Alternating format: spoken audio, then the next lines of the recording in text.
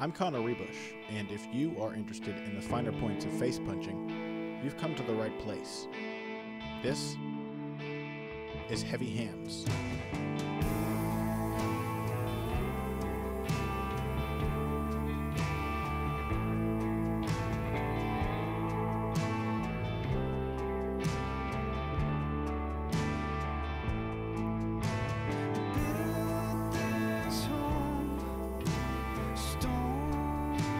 And welcome to Heavy Hands. I am your host, Connor Ruebusch. With me is Patrick Wyman. We have a whole host of things to discuss today. I've used the host 4 times now in the opening sentence of this podcast episode, but let me run it down before we jump in.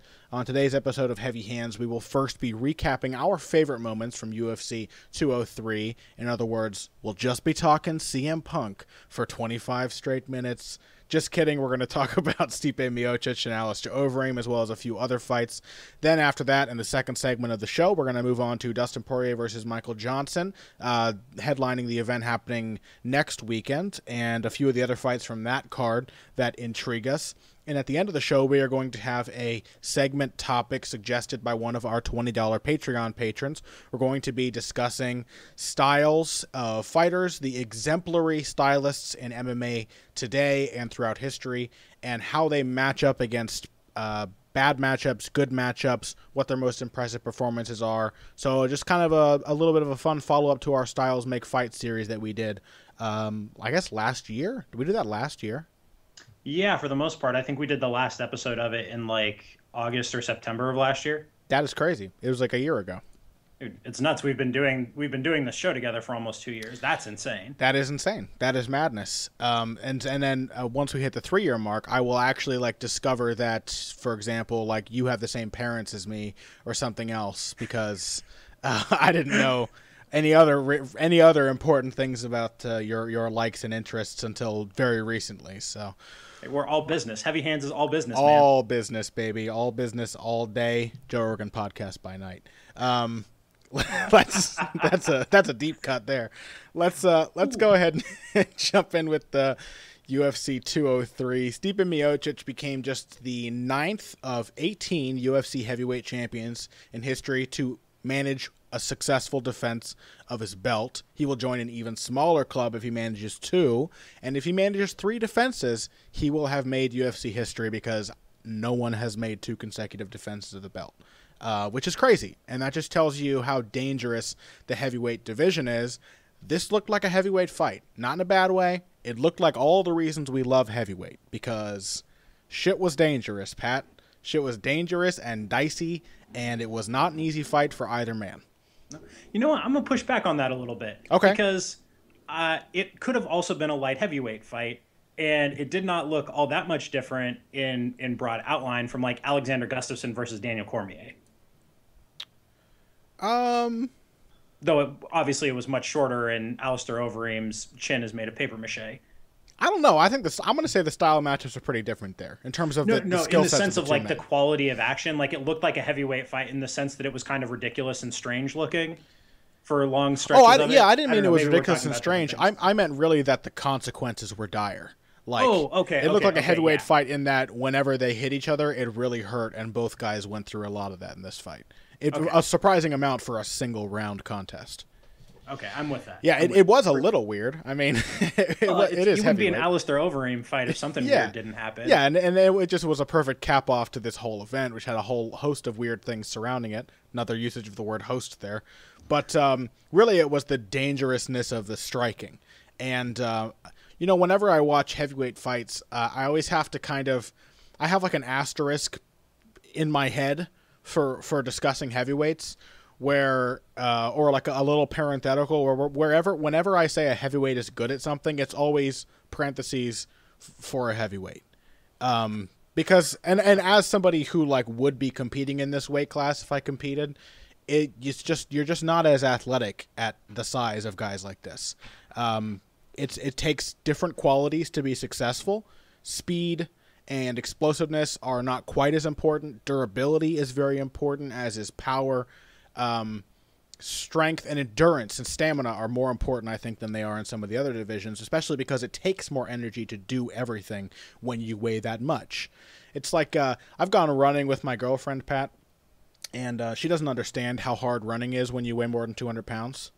Like going uphill is the only thing harder than going downhill is going uphill. Flat surfaces only. That's the only thing that's easy for a guy my size.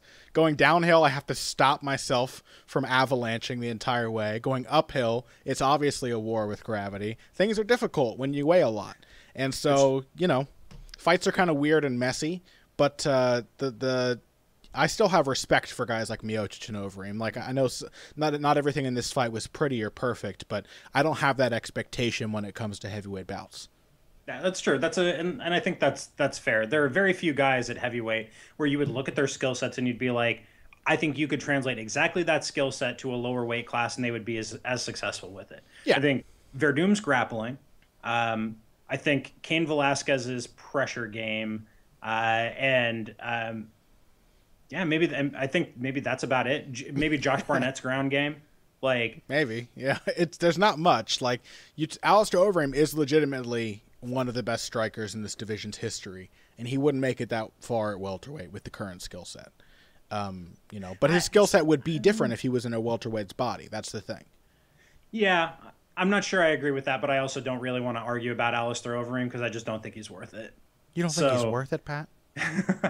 No, I mean, I'm a fan of Alistair Overeem's game, and I have been for a long time, but the things that Overeem says and does, like the trying to find the fake tap after this. Hey man, the dude was concussed. All right, cut him a break, Pat. I felt so bad for that man. I was there live. I was like, Joe Rogan, you are a fucking savage, dude. Why are you doing this to Rogan this was man? told to do it. Rogan doesn't want to interview knocked out guys. Oh, Rogan was tweeting about it at length afterwards. And he's like, I have asked on many occasions to not do that. Some evil man in Joe Rogan's ear actually made him go through with that?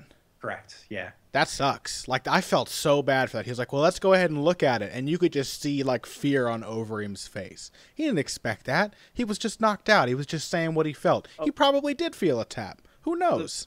The best part is, afterward, Chael Sonnen was tweeting, and he's like, no, you did that all wrong, Alistair. Oh, yeah, I was thinking the same thing. Yeah, as soon as the referee's body passed in front of the camera, you say, I felt it right there. Yeah, or like when like your butt is in the way on the angle so you can't see the hands, you say, he tapped right there. Exactly. Yeah. Exactly. So, you know, props from Chael Sonnen, a master of the fake tap. Yep. For weighing in on the controversy. But so let's get into the actual analysis here. What did you think of this fight? What did you think of Miocic? What did you think of Overeem? What did you think of the fight itself? It kind of went how I expected, except the result wasn't what I expected. I mean, not that I think our analysis, I made it pretty clear that I wouldn't be shocked. It's heavyweight, and Miocic is good, so I wouldn't have been shocked if Miocic knocked Overeem out, and I wasn't. I was a little surprised at how willing Miocic was to come forward recklessly. But I think it's because he knew when Overeem was out of position to hit him, and so it was very smart. Like, anytime Overeem was doing that silly jog thing, I'm going to have to do an analysis of that someday. Like an article breaking down why MMA fighters run away when you would never see a high-level boxer doing that. Like Conor McGregor and Alistair Overeem and Alexander Gustafsson and John Jones, like, these guys are too good to be turning their backs and jogging away from their opponents. It's not a good maneuver. It's not resetting. It's not. Somebody made the comparison between what McGregor, somebody on r/MMA on Reddit made the comparison between what McGregor did to Diaz in their rematch to what Aldo did to Edgar in their rematch. Like, son, those are not the same thing. One of those is tactical fighting. The other one is literally running away. And I'm not casting aspersions on McGregor or Overeem's courage or anything. I'm just saying it's bad technique. It's not justifiable. I mean, but if your opponent isn't going to punish you for it, like, as it became very clear that Nate Diaz was not capable of punishing Conor McGregor for that, like, I think that's a little bit different than in this case where, like, Miocic actively went after Overeem. Sure. And so, like, the kind of realization that I had after watching this fight was, like, Stipe Miocic is the platonic ideal of the boxer puncher, where his jack of all tradesiness is his most defining characteristic. It's the fact that he can do everything pretty comfortably, not necessarily well. Like, I don't think that you wouldn't put Miocic's pressure game next to Cain Velasquez's and be like, yep, same thing. Like, one of them is very clearly more skilled at pressure than the other, but his willingness to do it and to say, yeah, that's okay, that's what I have to do to win this fight. You take a fairly technical fighter with some semblance of patience, and then you give him like the guts and the chutzpah of like a slugger or a brawler or a swarmer. And that's like a boxer puncher. And so that's Stipe Miocic. Like, he saw Overeem at a position. He's like, all right, I'm going to go after him. And he even got hit. And like McGregor style, he didn't change tack when he got knocked down and hurt. He got back up and just went right back to his game plan.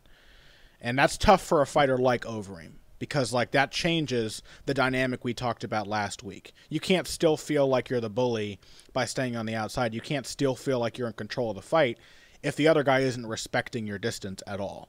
Like, you don't get to have your range. It's very much like gassing yourself out by chasing a guy in the clinch. Well, and so I think that's when we saw Overeem start running.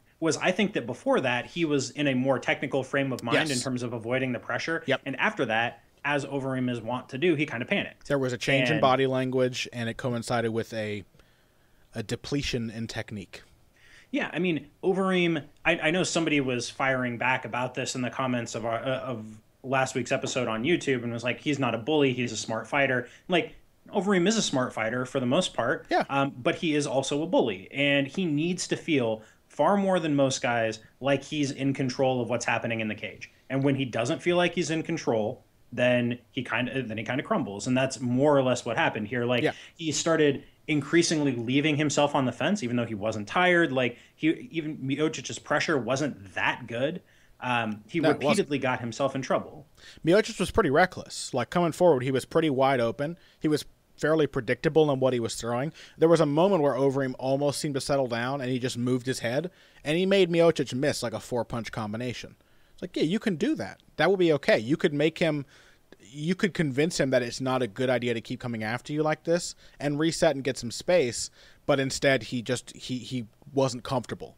And so that led him to getting reckless. When he did try, he had to try and fight his way out, basically, like Anthony Pettis has done so many times in the past, and he made a mistake, and Miocic jumped on him. And so it's the dynamic of a style matchup. I think having seen Miocic beat someone with this style now, I mean, I still might be curious if he could beat someone like a really tactical, careful Verdum.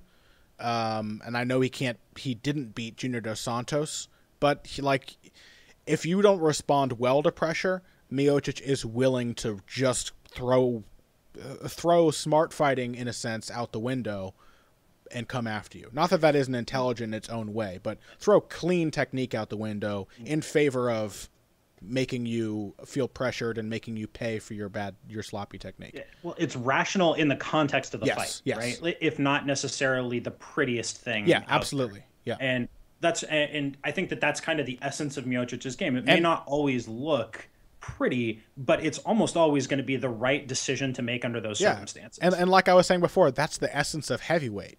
Like, you just rationalize everything in this division. Like, it's good for heavyweight. It makes sense for this situation. It's fine. You know, like, Fabricio Verdum is essentially, his kickboxing is essentially the Jose Aldo of heavyweight.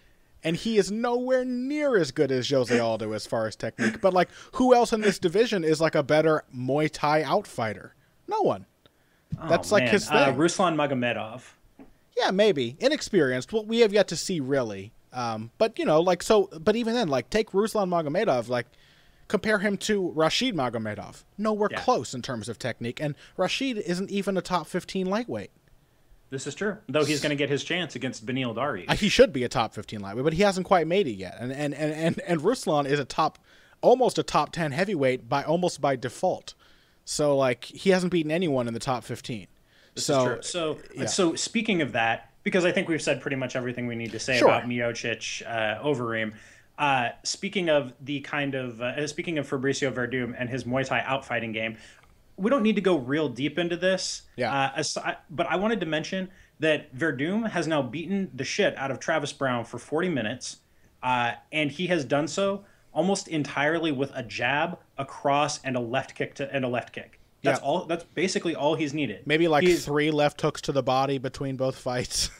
Not much. Yeah, three left hooks to the body, a few right low kicks, a couple of push kicks, the occasional weird ass spinning shit, and some top control in the first fight, and that's all he's needed. Like, I mean, I tweeted after the video of Edmond Terverdian screaming from the corner it came out on Sunday.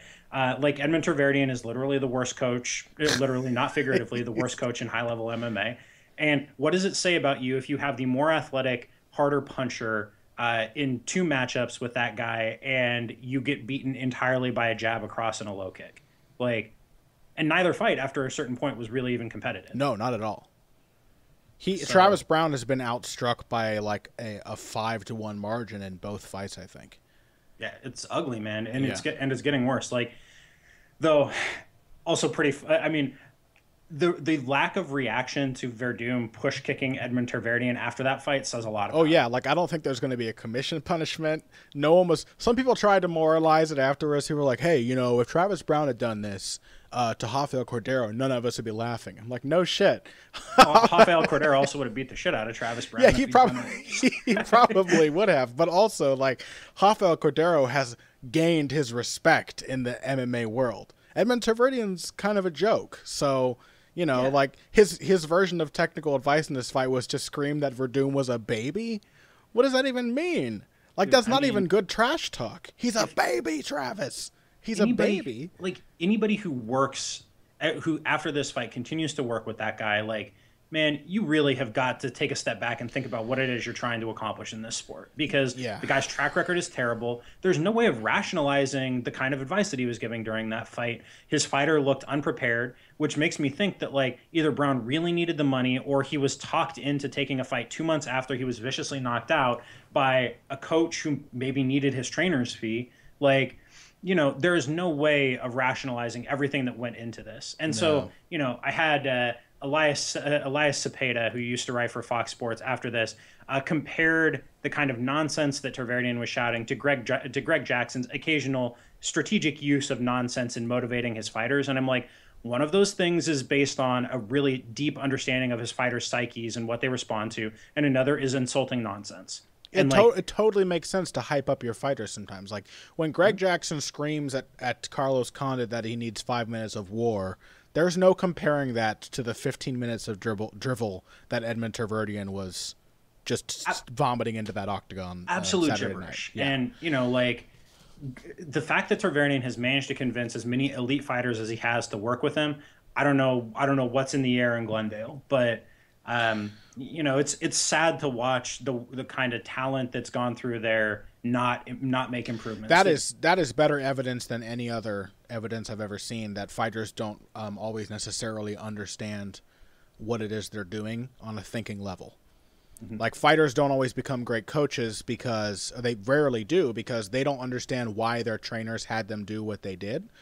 And then so they cut that stuff out because they're like, oh, this is always my least favorite. I'm not going to make my fighters do that because I don't see what the point is. And they haven't really thought about it, or their trainer hasn't explained it to them because they weren't training a trainer. They were training a fighter.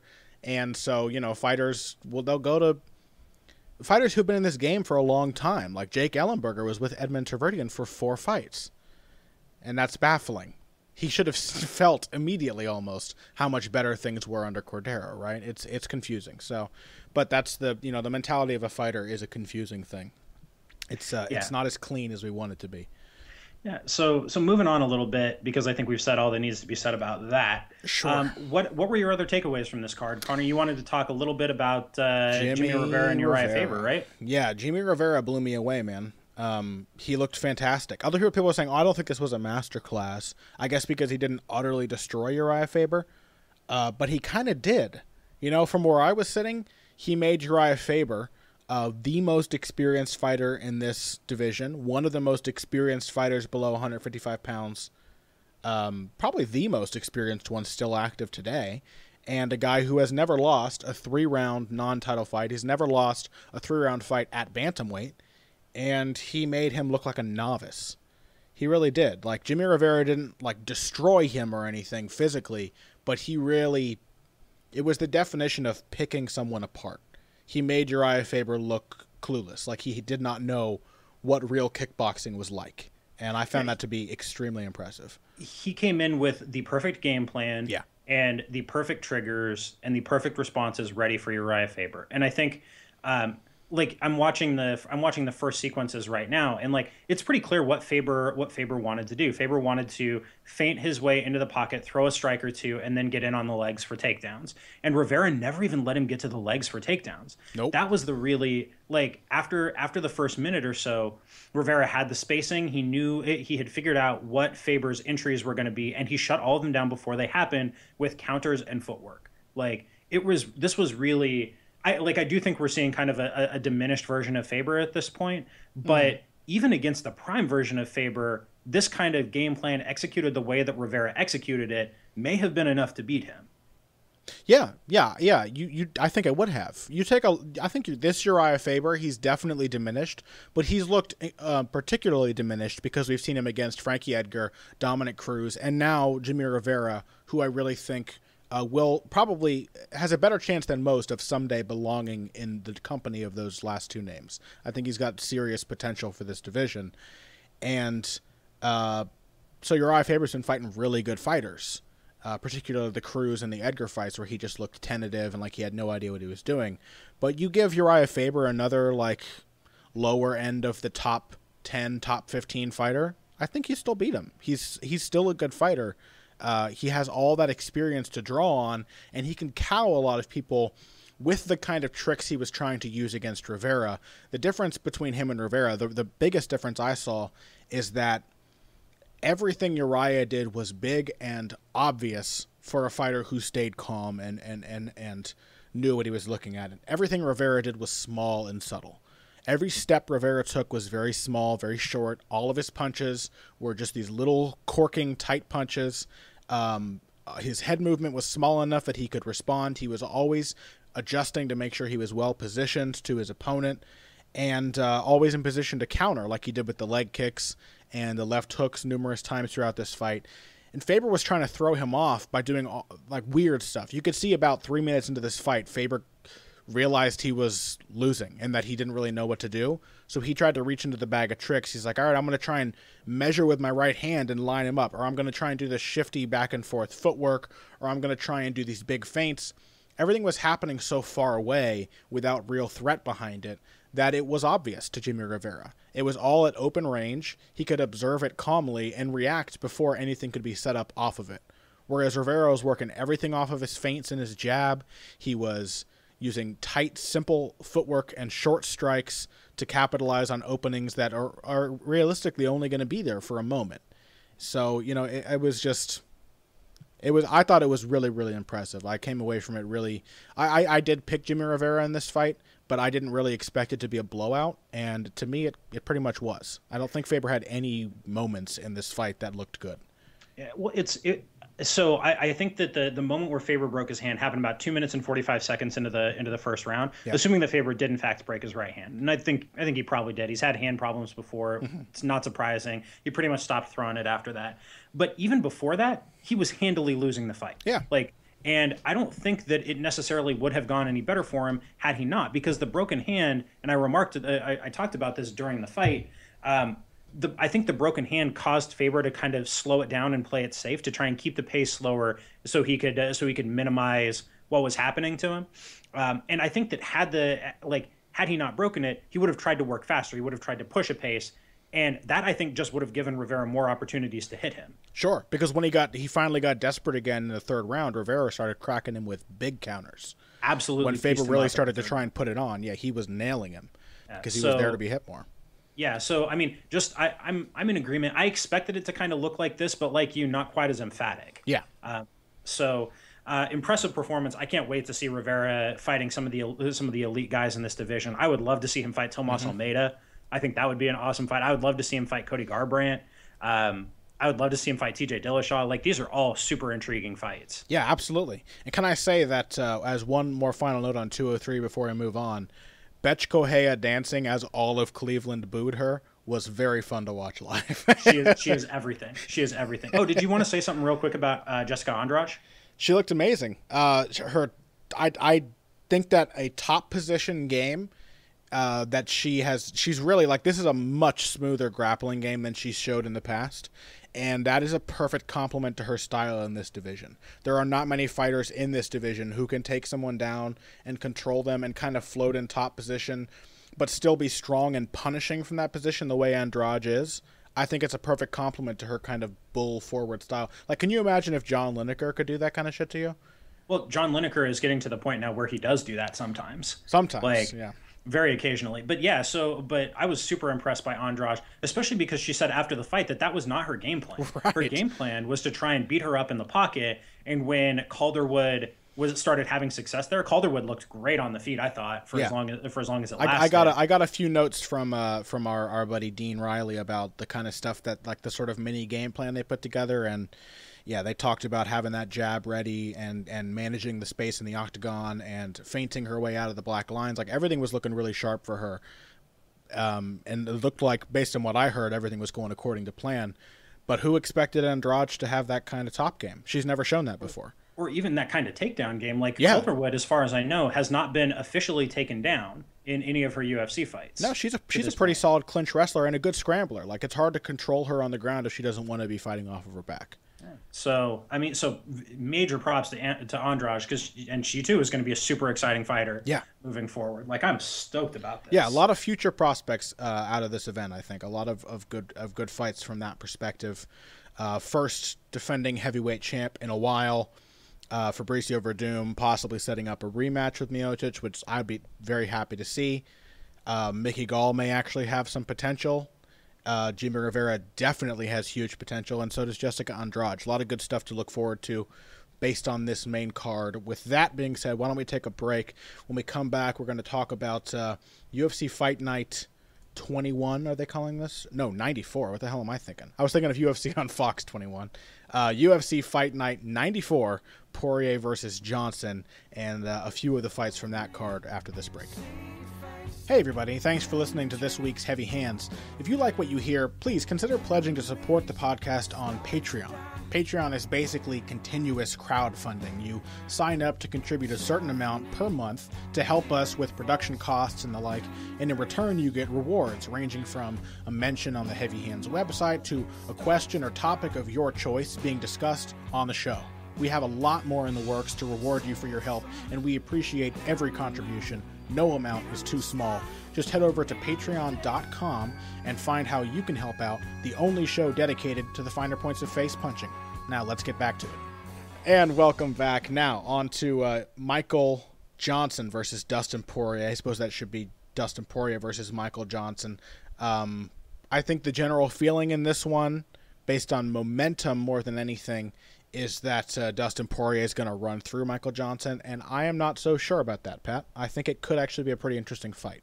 Oh, I think on paper this is a super interesting fight. I am picking Dustin Poirier to win it, but definitely not easily, and not in the first round or two. Yeah. I think that this is on paper. It looks to me like it has the makings of a kind of a fight of the year candidate. Simply because both guys like to work so fast. Both guys like to hit hard. They're both versatile. They're both aggressive. They both like to hang out in similar kinds of ranges. The reason I picked Poirier in this fight is because to win, I think he just has to do what he wants to do. Whereas with Johnson, I think he has to kind of fight against maybe his natural tendencies a little bit. See, I kind of get the feeling that Johnson has been fighting against natural tendencies. And I really think he's at his best when he fights off the back foot. I really think Hooft has been like trying to make him into a pressure fighter. If you watch it, like, what are Michael Johnson's best lightweight performances? To me, they are the ones against Gleison Tibau and Joe Lozon. Like, those are the most flawless fights he's had. Against admittedly more favorable competition than Edson Barboza and Beneil Dariush and Nate Diaz, but those are very different fights strategically than the Joe Lozon and the Tibau fights, right? He was very, very poised, made those guys chase him around. Joe Lozon in particular was like, that fight was a masterclass in southpaw footwork. He ran Joe Lozon all over that damn octagon and ran him into punches all night. Same with Gleison Tibau, which is why that's the last person he's knocked out, because Tibau's pretty durable, but he ran right into Johnson's left hand in that fight and accentuated the impact. I kind of get the feeling like Hooft has been making him into more of a come forward in the pocket Dutch kickboxer, and it's maybe not what he does well. And so if he does that, I think Poirier probably chews him up. But if he falls back on what I believe is his natural tendency and is what should be the natural response to Poirier's come forward style, then I think he can be a really interesting matchup. So I disagree a little bit, because I think that really what Johnson wants to do is what he was trying to do against Nate Diaz. I think that is Michael Johnson fighting the way that he would fight if he could. Kind of being aggressive, but not pressuring, like pushing forward into that range where he can then step back and counter. So I think that he wants to be kind of an aggressive counterpuncher, where he wants to be the one dictating the action, but he really does not want to be leading. He wants to use his jab and use his low kicks and middle kicks to kind of draw out responses. And then once he does that, then he wants to throw back.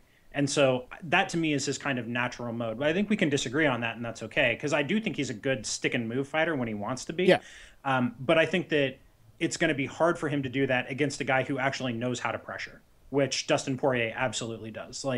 The big improvement that Poirier has made, it's not really to his combinations, it's not really to his power, it's to his footwork. He used to be a really, really linear fighter. Very, very much about moving in straight lines, very much about direct forward movement. And he still wants to be moving forward now, but he does it much more subtly. And he does a much better job, especially of when he gets into those tight ranges, of not letting you off the hook and using really tight, subtle movements in order to catch you as you're trying to escape. So he runs guys into punches in ways that are really hard to avoid. And we haven't seen anybody in his recent run be able to get out of the way of those. Yeah, we'll be talking about fighter styles in the next segment.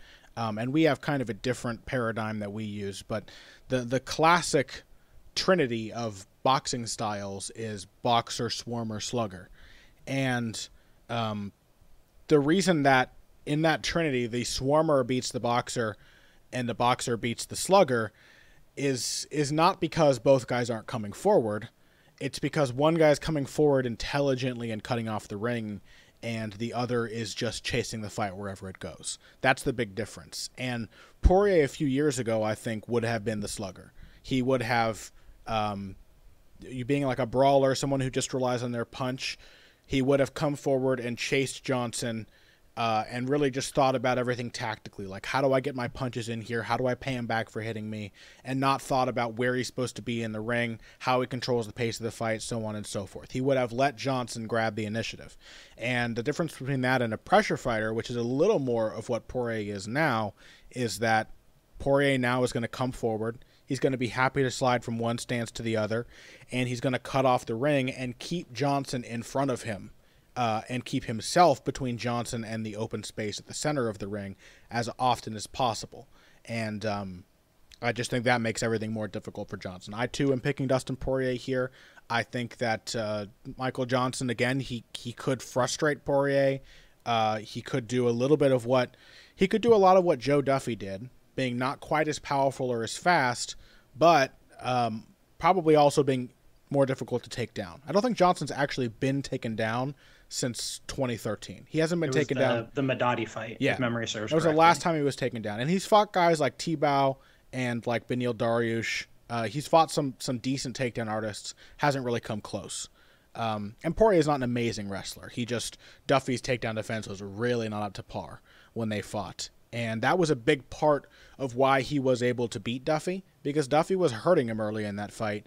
And Poirier found a place, the clinch and on the ground, where he could break Duffy down and make the stand-up portions easier on himself. So if he can't do that, then that's why I think it could be interesting. But in the end, I think Poirier is just too powerful, and Johnson probably not quite powerful enough to scare Poirier off the way Duffy almost did.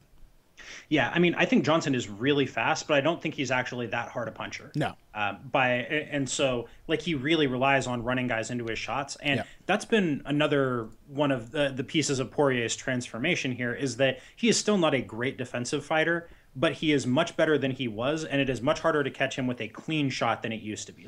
He's still going to get hit at a good clip. That's just always going to be the case with him, because he is constantly there to be hit. But he's not as easy to crack as he used to be. And I think that I don't think that Johnson is going to be able to resist the lure of the pocket in this fight. Just like he eventually wasn't able to resist engaging at Nate Diaz's pace.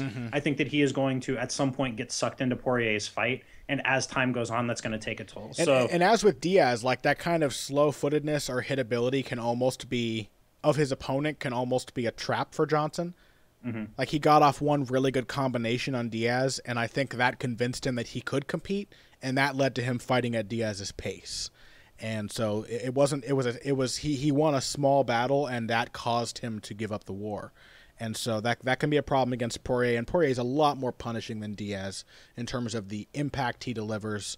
And like you said, his defense is not great, but I think a big part of it is him just staying over his own feet now, staying more balanced as he moves from side to side and taking more angles. He's just a lot harder to hit cleanly and a lot harder to hurt when you do hit him cleanly.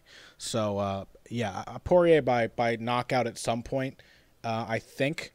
But I wouldn't be surprised Johnson is really tough. He's very, very durable. So he's never been knocked out, actually. So I'm actually going to go with Poirier by decision. Yeah, I like Poirier by knockout in the 4th round or so from kind of an accumulation. Like what'll be really interesting to me here is I don't think that I don't think Poirier is going to be able to take him down, but I will be interested to see if he can get into the clinch with Johnson. Yeah, me too. Because Johnson is very, very hard to keep in a spot where he doesn't want to be. He's got great instincts for immediately breaking. So if Poirier can grab a hold of him and keep him there, I think that will say a very great deal about how good Poirier's dirty boxing game actually is. He's quite dangerous in the clinch too, so that'll be a big boon for him. Him and Will Brooks, man, like they have really, really similar clinch games, and I think that outside of maybe Justin Gaethje, they have the most punishing clinch games at 155. Sure, yeah. So I'll be really interested to see that one particular mini matchup. Like, what does the pocket look like? What does the clinch look like? Because at long range, I think we all agree it's Johnson. Inside those ranges, it's Poirier. But super stoked. I think it's going to be a really, really great fight. Yeah, the only thing that bums me out about it is that a loss for Johnson means 3 in a row. And that kind of sucks because to me, he's still a top lightweight. He's very good, and I need to see him in more forgiving fights at some point now. I need to see him be able to beat somebody because I like him. I like watching him fight. Yeah, with you on that one. Okay, so let's really quickly then try to run through the 3 other fights on this main card that we wanted to discuss, starting with the middleweight co-main event, Uriah Hall versus Derek Brunson. This is one I've been looking forward to for some time. Was this one originally made a while back and then it fell apart? I think it was, yeah. But I'm super excited about this fight. It's a really interesting matchup. Yeah. Oh, absolutely. And I'm a big fan of Derek Brunson, as Phil McKenzie termed him, the anglerfish, because boy, he just seems like such a nice guy and such a regular old middleweight. And then like the moment Derek Brunson realizes he doesn't have to respect you as an opponent, he utterly destroys you. He has been terrifying in his last 3 fights. He has been shredding people to pieces. And that is not at all what you would expect watching his earliest UFC fights. Where there was a point where I was convinced, like watching Brunson, like, oh, he's a grinder. Okay, that's cool. Like nothing wrong with a big athletic grinder, but a grinder's a grinder. And now you're like, oh no, he hits really hard. He's got great killer instinct. Yeah. Like he is a prime example of a guy where I think maybe killer instinct has been trained into him. Like it would not surprise me at all because that just did not seem to be a thing that he really had early in his career. Now he sees openings and he goes for them. But that's what makes this an interesting matchup is like on paper, this is exactly the kind of fight Uriah Hall should lose because Brunson is going to come forward. He's going to try and push him up against the fence. He's going to grind him. He's going to take advantage of the fact that Hall doesn't have a ton of urgency in those situations. But conversely, what makes this interesting is the fact that Brunson has a really good understanding, I think, of the space of the cage and of movement, but not necessarily of the particulars of footwork. And so to cover that last burst of distance, once Brunson has pushed you toward the cage, he really lunges in and lunges real hard. So he lets his head get way forward of his lead leg. He really extends and gets deep into his stance, and he relies on that last burst. And as luck would have it, Uriah Hall's best punch, I think, is a kind of a backstepping counter right hand. So if Brunson puts himself in that situation and lunges like that, and Hall is sharp, he can catch him and put him to sleep because Brunson is super vulnerable right in that one spot. Yeah, to me, Hall's a little better with stick and move than he is counter punching. Like, he's better at countering movement than he is at strikes, because the strikes kind of, when somebody really swarms him, in the past it has tended to kind of shut down his offense. So if Brunson keeps him busy enough, if he keeps his kicking game going, if he keeps feinting and coming in aggressively, I think he can mitigate the fact that he has that tendency, that kind of classic Greg Jackson style thing where it's like someone said to Derek Brunson, "You're really athletic, you can close the distance really fast, so do that." And then he just, like, without any semblance of technique, just kind of did that. And so he's basically trained himself to fight that way. But if he's just trying to chase Uriah Hall down, then, yeah, I can absolutely see him running into a punch the way Chris Lieben did. But, you know, even then, Brunson is tough. He was knocked out by Ronaldo Souza and Yoel Romero, but I don't think either of those guys did. Well, maybe Souza did, maybe Jacare did, but Romero, even someone as dangerous as Romero, did not manage to, like, destroy him or melt him with a single punch. I don't think he's really got that kind of fragility. He tends to take a shot pretty well, and so he can afford to take some shots to get inside, and when he does, I think he's got obvious advantages on the ground. Yeah, so like that's kind of what makes this an interesting fight is like Brunson should grind it out, and he has all the tools to do that. And until we see Hall successfully beat off a game plan like that, there's no reason to pick him in a fight like this. But what makes it interesting is that one particular tactical vulnerability. I think that Brunson just leaving his face out there as he comes in against a guy who knows how to backpedal and jab, who knows how to backpedal and hit a right hand. Like that's what makes it interesting. Someone who will fluke kick your jaw right off your head. Yeah, very fluky, totally fluky. Very dangerous, though. I mean, like, that's Uriah Hall. You fight him, you could be completely dominating the fight, and one shot like that, he's got a better chance of landing a shot like that than a lot of guys in this division. So it's a more likely fluke than it would be for anybody else. That's for damn sure. Yep. Next up, Evan Dunham, Rick Glenn. Pat, you were super excited for this one. I didn't know too much about Rick Glenn when this fight was announced. It was initially supposed to be Evan Dunham versus Abel Trujillo, which I suppose I would have been satisfied watching Dunham beat Trujillo up, because I am not a fan, and I am a fan of Evan Dunham. But why don't you basically tell people at home why they should care about Rick Glenn as their replacement opponent? Well, sure will, Connor. So Rick Glenn is a guy who's been on my radar for a long time, even as he seems to have flown under everybody's, even though he won the World Series of Fighting Featherweight Championship. He beat the crap out of Georgi Karakanian back in 2014 to win that title.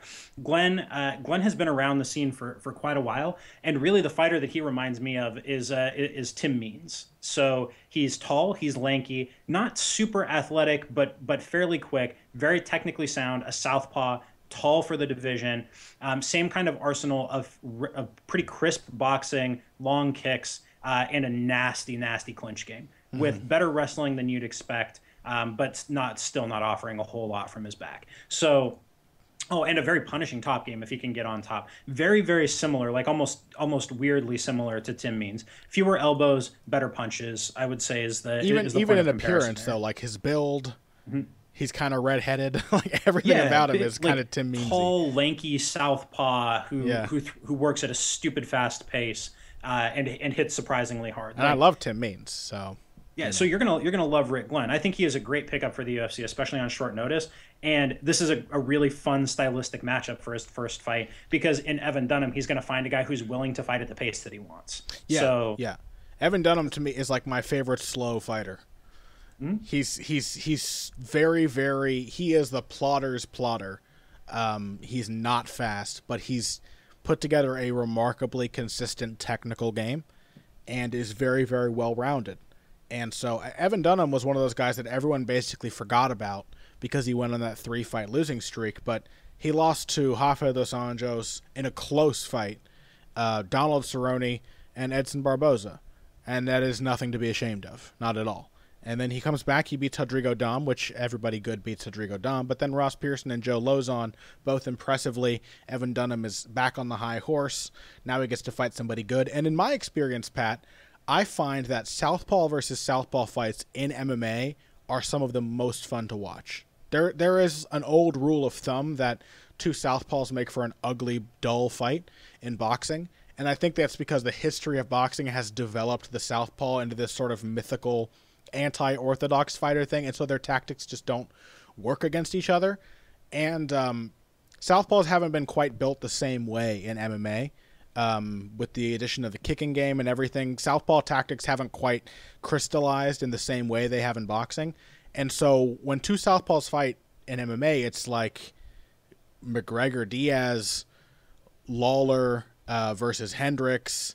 It's what I hope we'll see from Evan Dunham versus Rick Glenn. It tends to be a pretty interesting fight with a lot of action. So yeah, especially when you take two guys who are already quick-paced fighters. Yeah, guys who are willing to throw lots of combinations at a high volume. Yeah.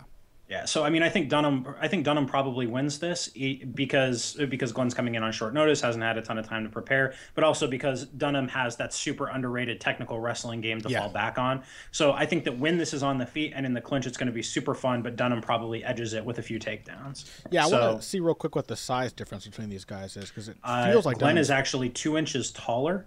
But Dunham is substantially thicker, I would say. Yeah, like it feels like, looking at the two, it feels like Dunham is the bigger, stronger man. Rick Glenn being the career featherweight. So I'm going to go ahead and go with Evan Dunham too, for the same reasons you said. I think he's got some sneaky power in his hands. He's got enough to make a guy like Glenn, whose defense is not as good as Tim Means is. Yeah, that's absolutely true. He's got enough power to make him respect him, and that wrestling game with the size advantage and the full camp behind him, I think that's probably enough to give him an edge. So finally, before we move on to our final segment of today's episode, Chris Wade versus Islam Makhachev. And to me, Pat, this is a fight between two, I want to say thematically, I don't know if that word makes sense, but two philosophically similar fighters. The philosophy behind what Chris Wade does and what Islam Makhachev does, those philosophies are very similar, because both guys are transitional fighters.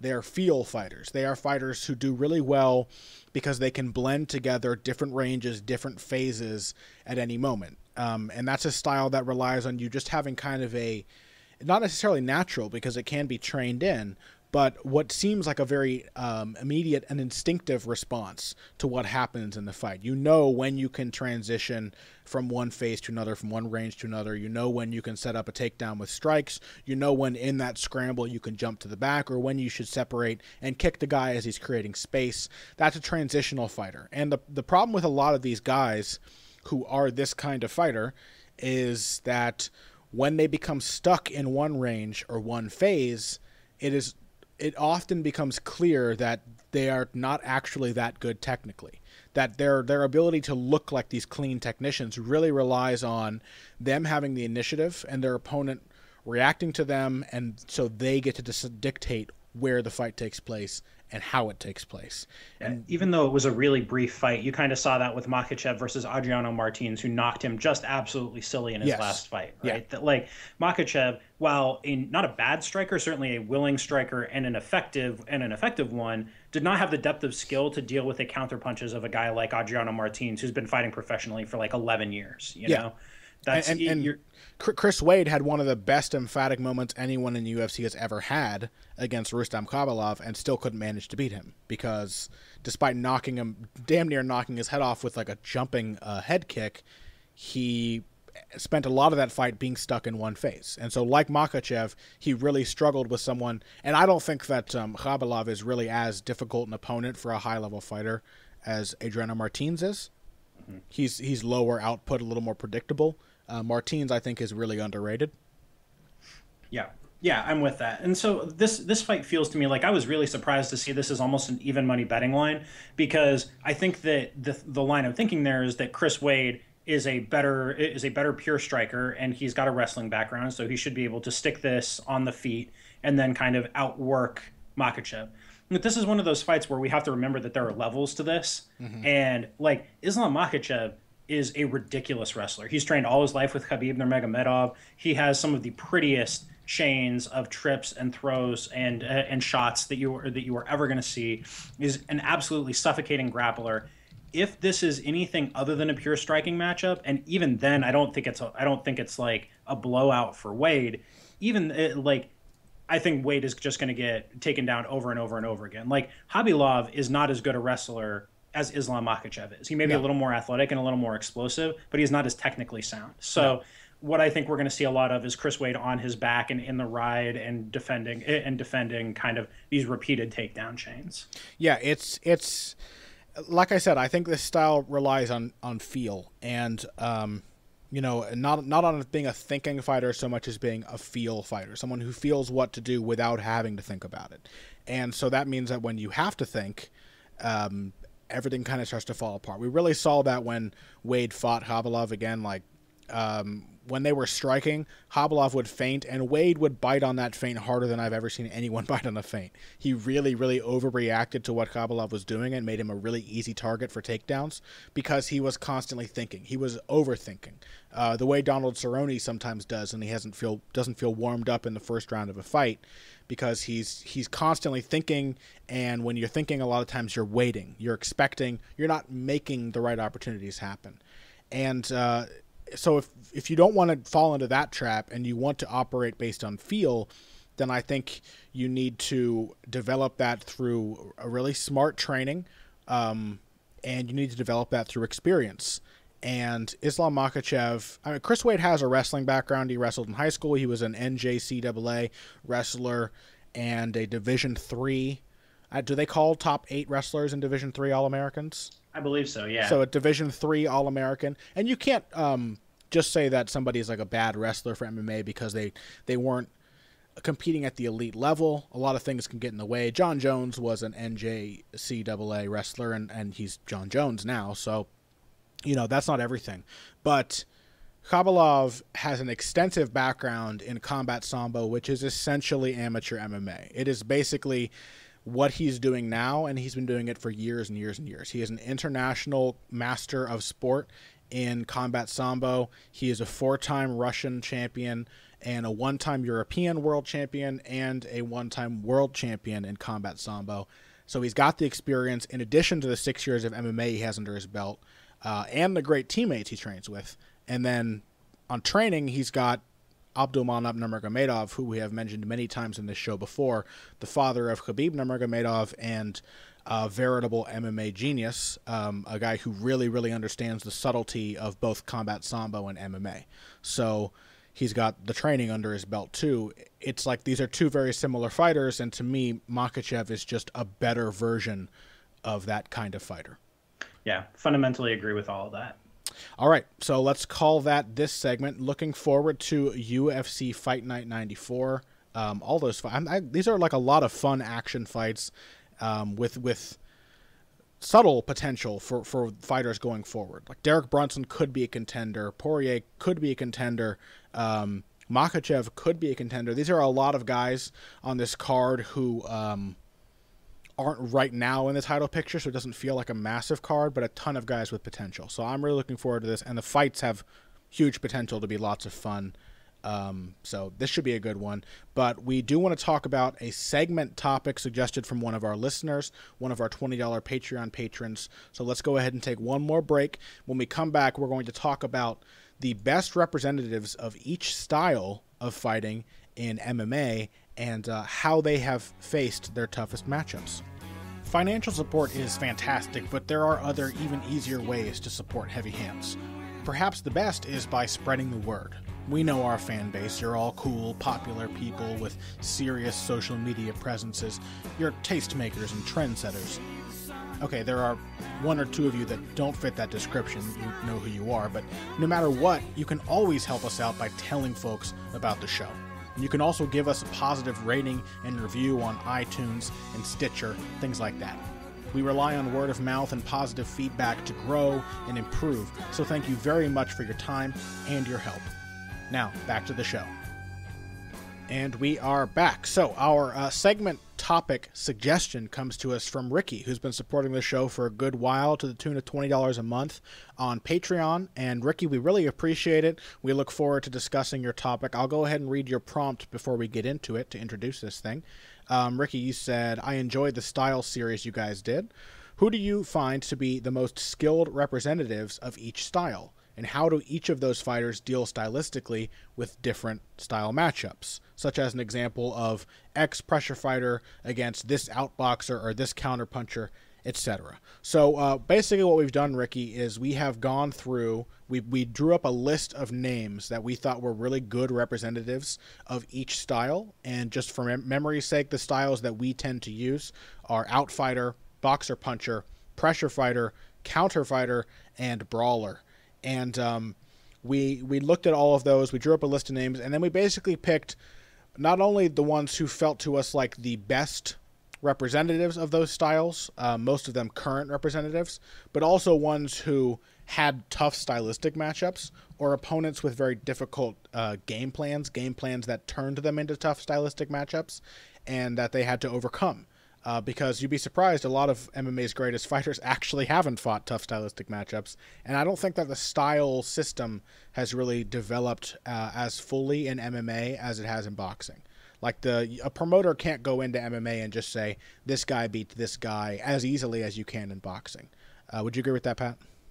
Yeah, absolutely. There are just so many more variables in MMA to play out that it's much harder to do that.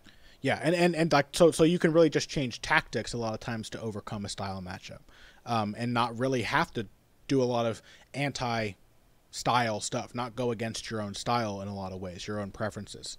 So let's go ahead and start with outfighters. I think that is the classic style, is the pure boxer, the long-range technician, likes to be a firm hold of the initiative at all times, likes to be in a safe space and controlling the pace and distance of the fight whenever possible. Our selection for that is Dominick Cruz. I think it is very difficult to come up with a current representative of this style better or more complete than Dominick Cruz. And Cruz is a wonderful example too, because he's an MMA outfighter. His preferences are very much the same as the best outfighters in boxing, except that he, with a wrestling background, knows how to use, he has fit a takedown game into that style. And there are some other guys like that, George St. Pierre, Uriah Faber sometimes, but Dominick Cruz is really like the cleanest, most consistent, and most technical example of this style. And his tough matchup, Pat, what was that? We thought that his toughest matchup was TJ Dillashaw, simply because of Dillashaw's ability to pressure, his ability to counter, his ability to work in volume at the same pace as Cruz, that all of these things made him a difficult stylistic matchup. Yeah, and I think, so let's talk about how he overcame it real quickly. I think in Cruz's corner, in his favor, was the fact that Dillashaw, really the classic rule is that you swarm the boxer. I hate when people say you have to brawl with a boxer, because it's not true and it doesn't work. If you go in there and you think, this guy likes a clean technical fight, I'm going to be sloppy as fuck and just throw myself at him, you are going to fall prey to his favorite tactics. That's a terrible idea. But pressuring a boxer is great. It takes away what makes them comfortable. It takes away the distance and space that they need to set their traps and set up their favorite strikes and pick away at you, and it starts to wear away at them, both their confidence and everything, kind of like what we saw happen to Overeem with Stipe Miocic. And so Dillashaw's not really a pressure fighter, I don't think. And so he came into this fight with the game plan to pressure Cruz, which made a lot of sense. But I think Dillashaw's a little more of a boxer puncher. And sometimes those guys beat out fighters, and sometimes they don't, because they can have a little bit of that brawler mentality where they kind of go where the fight takes them, rather than consistently pressing the pace, consistently cutting off the ring, consistently making this style of fighter uncomfortable. Yeah, absolutely. And I think the big thing that Cruz did was he countered effectively. Yes. Like that, I think that Dillashaw expected that once he was able to get past that first line of long range where Cruz is so effective, that once he got inside of that, it would be all him. And what he found was that he was consistently over and over and over again running into counter punches as he walked into the pocket. Because counter fighter, pressure fighter is another one that can be kind of an even matchup, because the pressure fighter can cut the counter fighter off, but a counter fighter often doesn't mind being cornered because he's still going to pick his shots. So sometimes it doesn't dissuade him. You end up with a really entertaining fight, like Juan Diaz versus Juan Manuel Marquez is an amazing fight, and it was Marquez the counterpuncher versus Diaz the swarmer. But when the guy is not really a pressure fighter, those counters are going to change his style of fighting. They're going to convince him that, all right, this isn't working, and he's going to try a different tactic, whether he intended to or not. That's just kind of what happens. You take away that tactic from him if you counter him effectively. Yeah, absolutely. So that's what we thought was the tough matchup for Cruz. Cruz, the absolutely classic outside fighter. Yeah. But what Cruz's evolution, and I think we especially saw this against Faber and against Dillashaw, into a guy who likes to counter a lot more. I think what that showed us is how thin the line is, especially in MMA, more so than in boxing, between the outfighter and the counterpuncher, because both need the same things. They need space and they need time to operate. Right? They need to be like, if you're all up in their face, that can make it difficult for them, more so for the outfighter than the counterfighter. But as they get older, as our example of the classic MMA counterpuncher shows, outfighters tend to evolve into counterpunchers because their understanding of space is better. They're better able to pick and choose their shots. But most of all, if you are dedicated to countering, you are more likely to want to slow the pace down, and that's true of older fighters in all combat sports. Yeah, absolutely. And so why don't we talk about counter fighters then? This is kind of a rare breed in MMA, and I think it's because we're kind of seeing styles start to develop by necessity now more fully than they have in the past. We see a lot of good outfighters today, I think, because we had a sort of glut of pressure fighters in the last 5 years or so who became really good at cutting off the cage, using the fence to their advantage, and grinding their opponents into dust. And so the response to that has been guys who want to stay on the outside and stay far away. They take that option away. The counter fighters have not really done that because counterfighting in MMA, counterfighting in boxing means accepting kind of the range that your opponent wants, or making him think he wants a certain range and then punishing him for it. Counterfighters are very often, they are different from their opponents or from their compatriots because they allow their opponents to feel comfortable rather than trying to make them uncomfortable. They will allow them to be lulled in and then knock their head off, rather than like an outfighter who's trying to keep the guy at range. But in MMA, you can't just allow whatever range, because chances are some of your opponents are going to be better wrestlers than you or better clinch fighters. They're going to have better kicks. So you have to have more of an enforcing style. And so really the best example for a counterfighter that we could think of is Anderson Silva, who is, to me, kind of a blend between a counterfighter and an outfighter. And at times I might be tempted to call him an outfighter because that is his range. And when he is on the inside, he's not countering. He's grabbing your neck and hitting you in the face with his knees. Yeah, absolutely. So Anderson, over the course of his career, evolved from one into the other. Sure. And then kind of when he fought Nick Diaz, he kind of evolved back into the outfighter. Yeah. So it's interesting. We've seen that go both ways with him. And when he fought Cormier too, he was kind of an outside fighter there as well. Yeah. Tough stylistic matchup for him would have been Chael Sonnen. So was Chris Weidman, but Chris Weidman beat him twice. Yeah. So how did he beat Chael Sonnen? Well, the first time he beat him by absorbing everything Sonnen had to throw at him and then kind of fishing a miracle triangle out of nowhere. But the second time was interesting. Eventually, in the second round, Anderson's footwork started to get the better of Sonnen's pressure. Yeah, I think it was actually, the funny thing is, he was more of an outfighter when he fought Chael the first time. So then it was a really bad style matchup because he wanted to be far away all the time. He didn't want to deal with Chael. He didn't want to be on his back, and Chael was constantly coming after him, and that hurt him. So he went into that fight with the mentality of an outsider.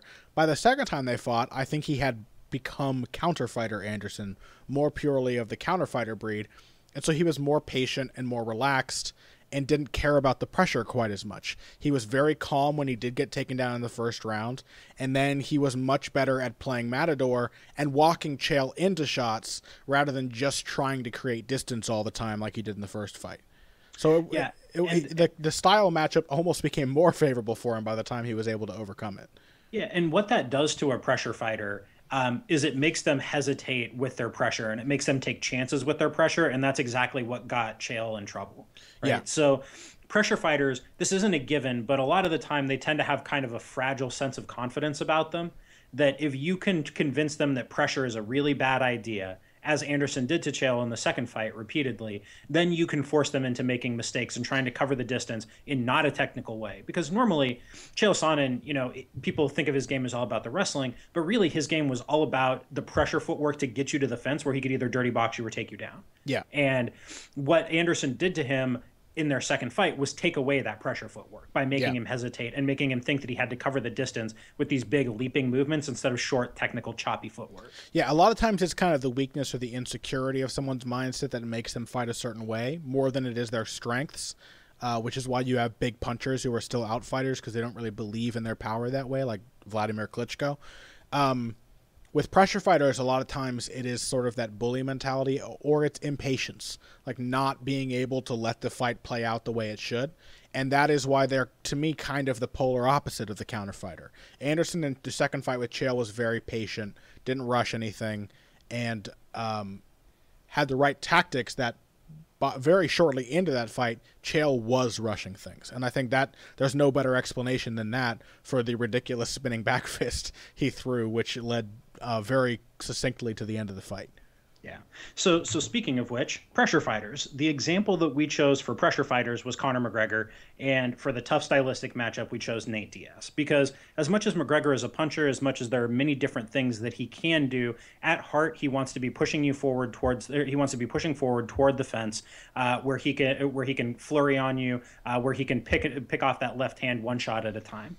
And toughest stylistic matchup for that was Nate Diaz, a really crisp, lanky outboxer who could fight beyond the range where McGregor was comfortable, who could match him for pace and volume, and who could eat his punch. So, Connor, how did Conor McGregor overcome Nate Diaz? Briefly, since we've talked about this a lot in the last month. Yeah, well, it's an interesting one because I think typically a pressure fighter would beat an outfighter. Typically that works. But there are some unique things going on here where, like, McGregor is a serious puncher. He's kind of a long-range pressure fighter and doesn't really seem to have the stamina to contend with an opponent who makes him work like Nate Diaz did. And so he can't break a guy like Nate Diaz as easily just by being himself. And so it makes it a uniquely difficult style matchup. And this is the thing. We try to categorize styles, but there are always going to be, especially in MMA, little tactical differences between one guy and the other. Like if Nate Diaz was an outfighter like Edson Barboza, who wasn't susceptible to low kicks and still had his level of durability, he would totally have probably destroyed Conor McGregor if he wasn't weakened by that one specific tactic so emphatically. And so for McGregor, it was really about tactical adjustments and a slight mental adjustment. Rather than just being a normal pressure fighter, just swarming the guy and going after him, he had to change his style to account for the durability and the confidence of his opponent. And so there were a lot of moments in that fight where his corner was screaming at him not to jump into Nate's guard after knocking him down, not to go in for the kill and tire himself out. And they clearly did a lot of work both improving his stamina and putting him in a lot of hard sparring sessions so that even when his energy levels were gone and he was very, very exhausted and was starting to get beaten up and get chased around a little more when he couldn't pressure, he was mentally conditioned enough to deal with that better than he had in the first fight by a long shot.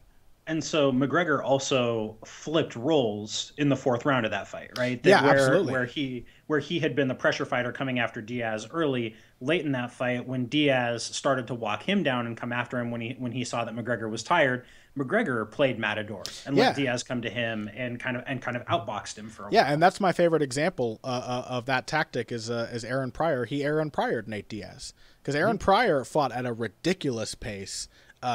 Watch his first fight with Alexis Arguello, an all-time classic. But there are a lot of portions in that fight where he got tired. And what you do when you get tired, because you don't want the other guy to know, and McGregor was not as crafty as Pryor. Like, you could definitely tell that McGregor was tired. But what you do is you change your tactics. So you basically you bullshit a little bit. You make it look like you're doing more than you're doing. You look like you're controlling the fight rather than just giving yourself a rest. You look like you're deciding to do something different rather than being forced to do something different. And one of the best ways to do that is to kind of play boxer a little bit. Go on the outside, keep the distance, still try and embarrass the guy and push him around a little bit, but do it in a safer way that allows you to move and kind of freshen your lungs back up and get your energy back. Yeah, well, distance in combat sports is time, and if you have time, then you can slow the pace. Absolutely. Yeah. So that's what you can do. So speaking of slowing the pace, for boxer punchers, we chose Jose Aldo. These boxer punchers are the jacks of all trade. They can walk you down and pressure you for brief periods. They can outbox for a while if necessary, but really they're happiest in the pocket punching. Yeah. They're happy. I think they're happiest when they have opportunities to exchange. To me, Pat, with the styles that we use, I think there are kind of two planes that differentiate the styles. And the plane, as I said before, between pressure fighters and counter fighters is patience and impatience. And the plane between outfighters and brawlers, who we'll talk about next, is like discipline. And but also I think a lack of confidence that creates that discipline, like not wanting to trade, not wanting to be in equal exchanges. And the boxer punchers are the odd ones out because I think to me they're kind of a cross between the outfighters and the brawlers or the sluggers. They have that confidence to exchange, which allows them to adapt to other modes of fighting more easily, but they have the schooling and the discipline of the outfighters. But that's often a contentious relationship between those two it's almost a dual personality where it can be difficult sometimes to rein it in. You get a lot of boxer punchers who are really, really tactically minded, and they kind of lose sight of where the fight is going if they don't have a really smart, cool head in the corner. Yeah, and that's what makes Jose Aldo the perfect example of this, right? Yeah. Is that he is super tactical and he wants to win every exchange. Yeah. And if it weren't for Andre Pederneiras, he would probably have gotten himself in a lot more trouble than he has over the course of his career. Absolutely. by trying to win too many exchanges, winning too many battles and losing the war.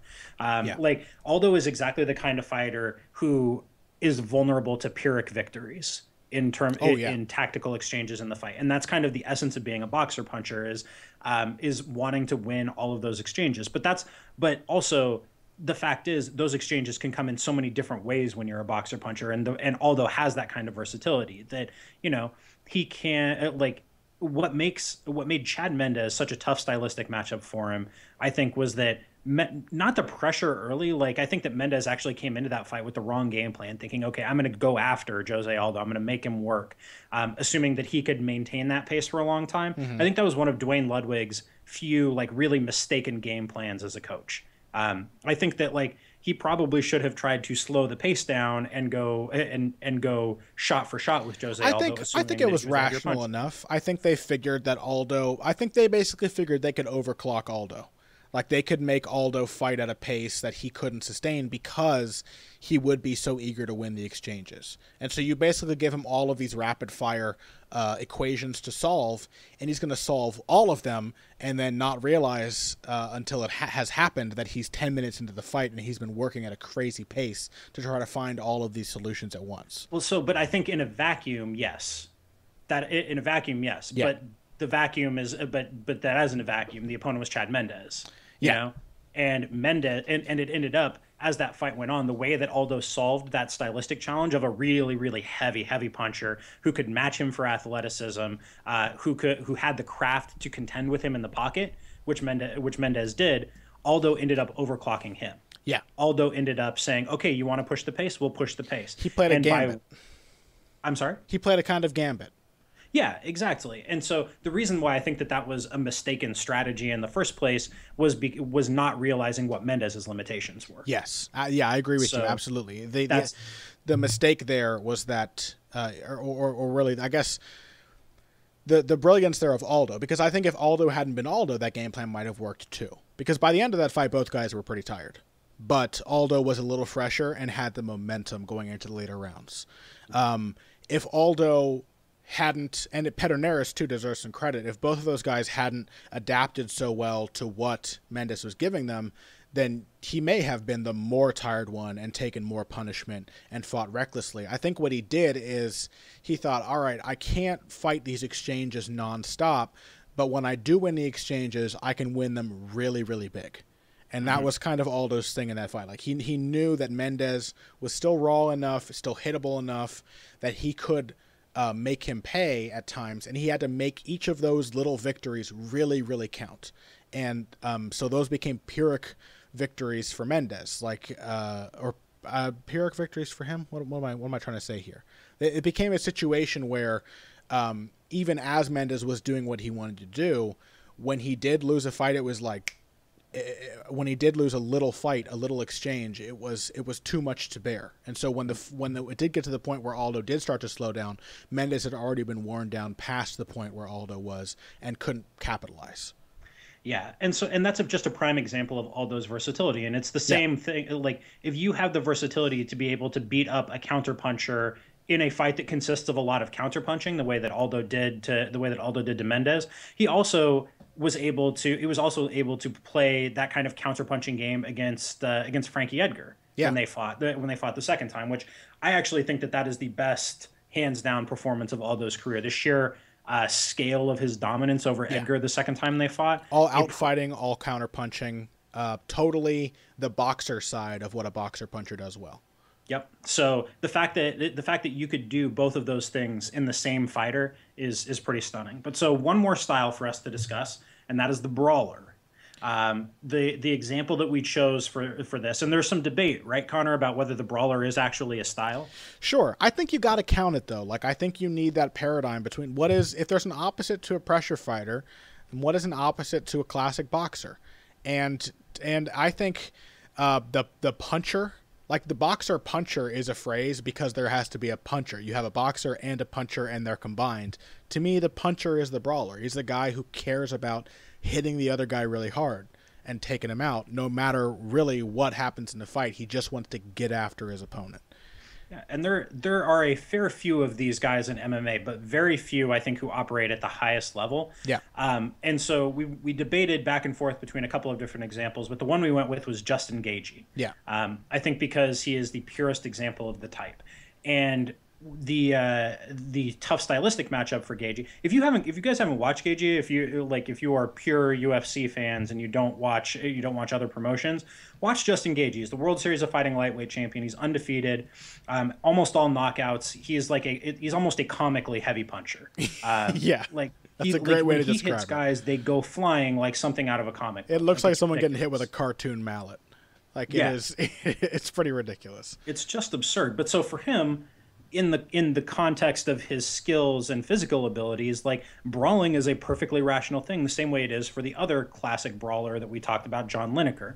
We'll be talking about him a lot more in a couple of weeks, though. But so tough stylistic matchup for Gaethje would have been Melvin Guillard. Even a Melvin Guillard who was a little bit past his prime, as inconsistent as Melvin Guillard has always been, Melvin has always been dangerous for guys who try to come after him. And that is exactly what Justin Gaethje does, is he comes after you, but not in the way that a pressure fighter does. Gaethje is perfectly willing to throw himself headfirst in, knowing that he can hit harder than you can.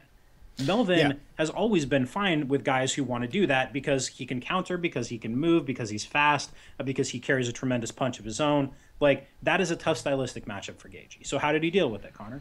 Well, it was a lot of tactical adjustments. And I'm going to go back really quickly to what you said before, Pat, which is that you don't see a lot of, or that we kind of had a discussion of who was the best example of this style. And I think it's because you don't actually see a lot of high level brawlers. It's a difficult style, I think, to make work at a high level. It's one that a lot of people naturally fall into. Some people out of insecurity, because they can't keep themselves from brawling, they get desperate and just start swinging. I think the best brawlers, though, are ones who do it because they're confident. Who aren't, it's not a show of confidence, it's real confidence. They really don't mind trading punches. They really don't give a shit about taking two to give one, because they know that their one is going to hurt you more than your two hurts them. Like, every combat sports gym in the world you go to, you're going to spar with guys who fall into this type. Yes. The thing is, most of them are not very good at it. Yes, absolutely. And it really is insecurity. You can tell there are a lot of these guys out there, like, that you get into a session with them and they're just going to swing wildly at you because they're scared, or because they want to convince themselves that they're not scared, or just because they think, or they've talked themselves into thinking that they hit hard. Yeah, and most of you listening to this, including me and probably you, Pat, have probably gotten into brawls at points in sparring sessions. Absolutely. Yeah. Absolutely. You lose your head, you get caught up in what's going on. You're like, I got to scare this guy off, or whatever their reasoning, it's the guys who have fun doing it and who feel natural doing it that I think make good high-level fighters,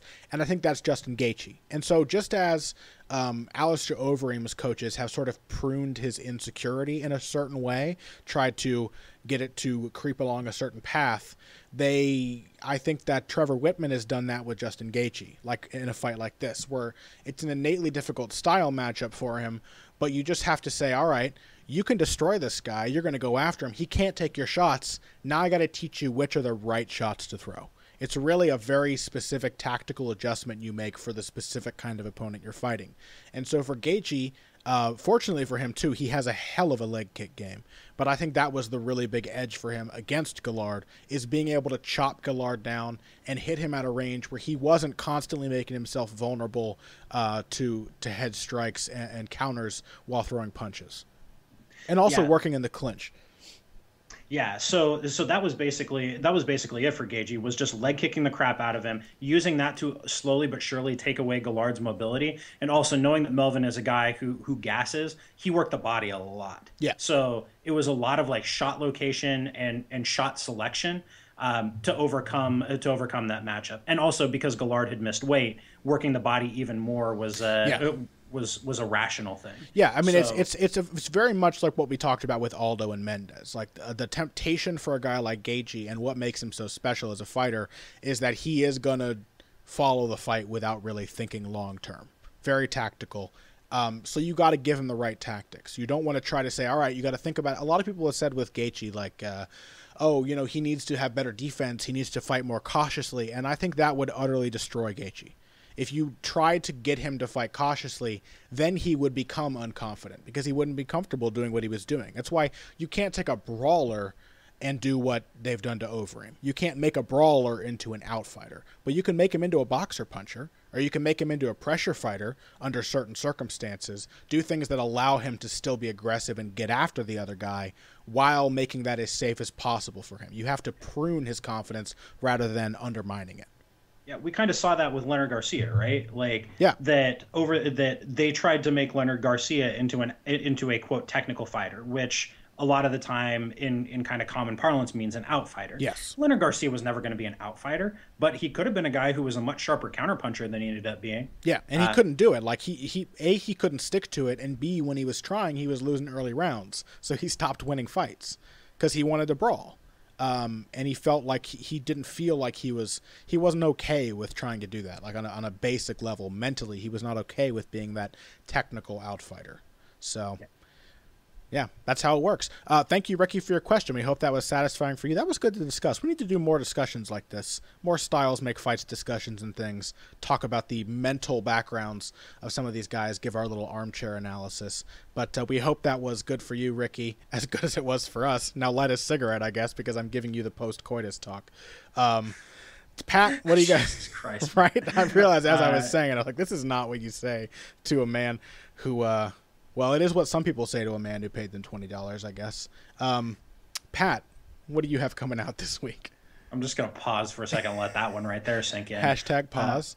Yeah, but what do I have coming out this week? So I wrote a piece on CM Punk and why nobody should have been surprised at that, because that's what happens when a professional fighter fights somebody who is not. The gap in skill is just enormous. So you can check that out on Bleacher Report if you're so inclined. I will have a full preview of this week's UFC Hidalgo card coming out on Bleacher Report on Wednesday, on the day this episode comes out.